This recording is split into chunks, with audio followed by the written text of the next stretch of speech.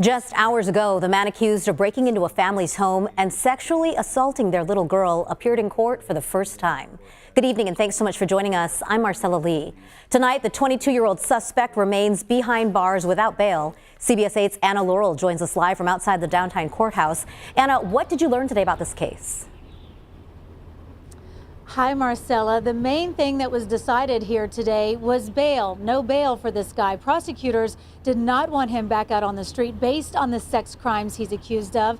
The victim, a 5-year-old girl who was asleep in her bed at home when this happened.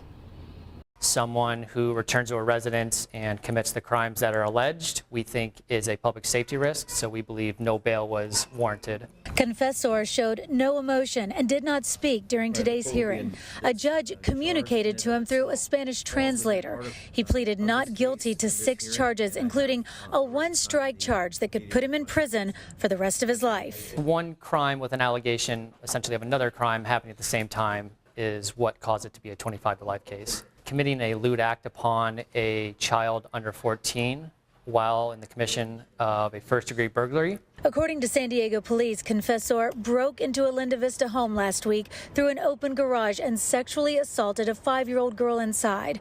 According to the dispatch audio, he said he was sorry and told her to shut up. Suspect told the RP's 5-year-old, "I'm sorry," and told her to shut up. A few days later, investigators say Confesor shows up on the same home's surveillance video, but this time could not get in. Police arrested him Sunday night on Linda Vista Road, about 1.5 miles from the girl's house.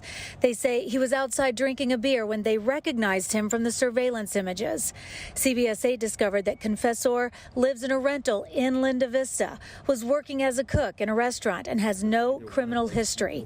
Now he's looking at life behind bars. These parents, these kids experience something that no one ever should have to, let alone, this family. So it truly is a parent's worst nightmare. And again, without the collaborative effort of everyone, we wouldn't have gotten the defendant in custody. But now that we have, justice can be served. Anna, you mentioned he was living in Linda Vista, where the victim's family also lives, and he was arrested just 1.5 miles away from that child's home. Do investigators think he had any kind of previous connection to this family? You know what? We asked prosecutors that exactly this afternoon, Marcella. They said this man and the victim's family have no connection, no relation, even though they were in such close proximity to each other.